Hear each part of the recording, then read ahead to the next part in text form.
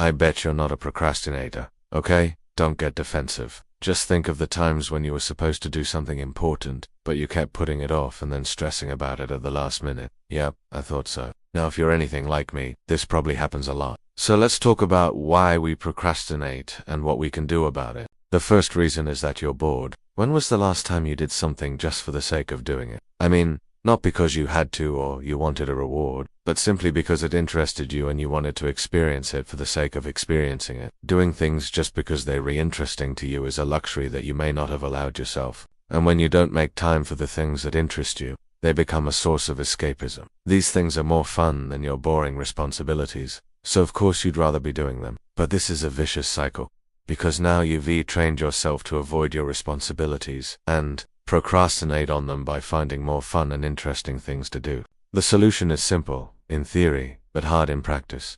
Find ways to make your responsibilities more interesting to you. Find a way to connect the things you have to do with the things that you want to do. Let's say you have to study, but you don't feel like it.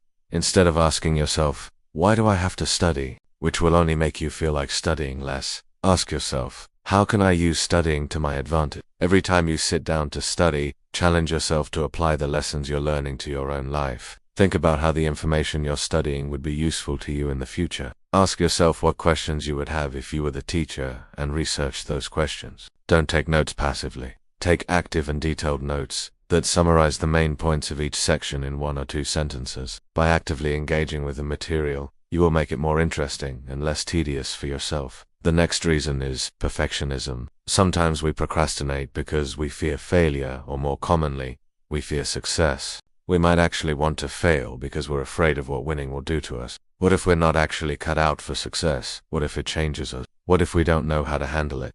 People who struggle with this often have they don't think they're capable of succeeding, so they don't even try. Or they have high self-efficacy and have experienced success before, so they have a hard time accepting anything less than perfect results. To deal with this, you have to ask yourself, is perfection really the goal, or am I just trying to avoid failure? If it's the latter, you need to remind yourself that failure is part of the process. No one succeeds all the time. Even if you do succeed most of the time, that still means you fail 100% of the time. Failure isn't bad. In fact, it's necessary for growth. Failure provides you with new information that you can use to improve your chances of success next time. The only way you're going to learn from failure is if you allow yourself to fail. Accept that you will fail sometimes, and that's okay. Aim for progress, not perfection. And finally, let's talk about the third reason, which is lack of discipline. We've all heard the phrase, a jack of all trades is a master of none. So when you have many different tasks to complete, it's easy to feel overwhelmed and not know where to start.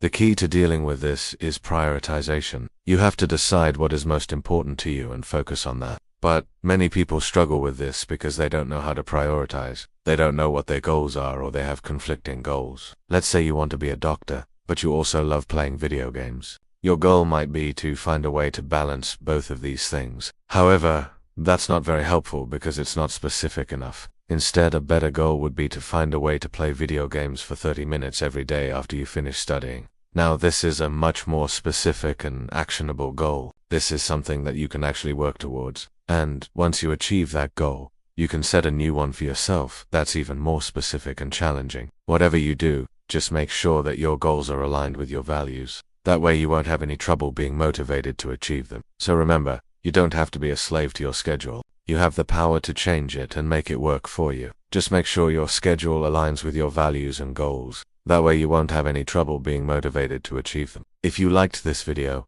please subscribe and share it with your friends. The studies and references used are listed in the description below. Until next time, thank you so much for watching and have a great day.